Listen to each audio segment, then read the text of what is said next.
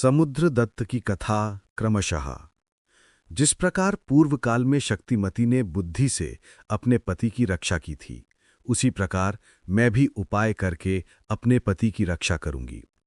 अपनी सास से एकांत में इस प्रकार बातें करके देवस्मिता ने अपनी सहेलियों के साथ व्यापारी बनियों का सा वेश बनाया और व्यापार करने के बहाने से जहाज पर चढ़कर कटाह द्वीप में पहुंची, जहां उसका पति ठहरा था।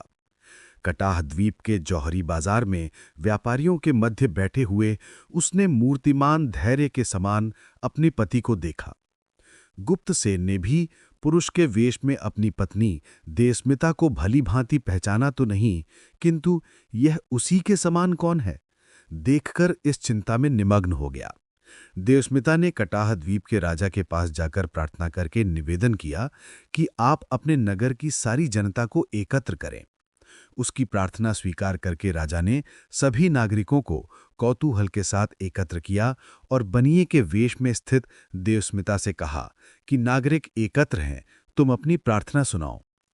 उत्तर में देवस्मिता ने कहा कि यहाँ मेरे 4 दास भाग कर आए हैं, महाराज उन्हें मुझे सौंप दें। तब राजा ने उससे कहा कि ये सभी नागरिक यहाँ उपस्थित हैं, इनमें से तुम अपने 4 दासों को पहचान कर पकड़ो।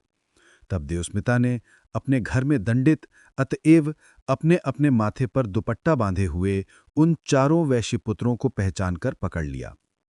उनके पकड़े जाने पर वहां एकत्र सभी बनिए क्रोध से बोले कि ये तो जहाजी व्यापारियों के पुत्र हैं, तुम्हारे दास कैसे हो सकते हैं। तब उसने उन्हें प्रत्युत्तर दिया कि यदि आप लोगों को विश्वास नहीं है तो इनके मस्तकों को देखें, मैंने कुत्ते के पद चिन्हों से इन्हें दाग दिया है। तब सभी ने उसकी बात सुनकर दुपट्टे हटाकर देखा कि उनके मस्तकों पर कुत्ते के पैर दागे गए थे। इस स्थिति से वैश्य लज्जित हो गए और राजा को अत्यंत आश्चर्य हुआ। इसके पश्चात राजा ने स्वयं देवस्मिता से पूछा कि यह क्या बात है।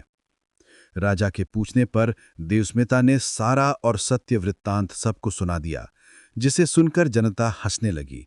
और तब राजा ने कहा कि न्यायतः ये तेरे दास हैं। तब वहां के वैश्यों ने धन संग्रह करके देवस्मिता को दिया और उन 4 को दासता से मुक्ति दिलाई। राजा ने भी उस पतिव्रता को पर्याप्त धन और वैश्यपुत्रों को दंड दिया। इस प्रकार समस्त जनता से प्रशंसित वह पतिव्रता देवस्मिता धन और पति को साथ लेकर अपनी नगरी ताम्रलिप्ति को लौट आई और फिर कभी उसे पति वियोग नहीं हुआ। हे देवी, इस प्रकार अच्छे कुल में उत्पन्न ऐसे धीर और उदार चरित्र वाली होती है जो अनन्य मन से पति परायण होती है, क्योंकि पति ही सती स्त्रियों का परम देवता है। वसंतक के मुख से इस प्रकार की कथा को सुनकर वासदत्ता ने तुरंत छोड़े हुए पिता के घर को लज्जागृह बनाकर वत्सेश्वर के प्रति प्रौढ़ प्रेम में बंधे हुए मन को भक्ति प्रवण बना दिया। महाकवि श्री सोमदेव भट्ट विरचित कथा सरित सागर के कथामुख लंबक का 5म तरंग समाप्त।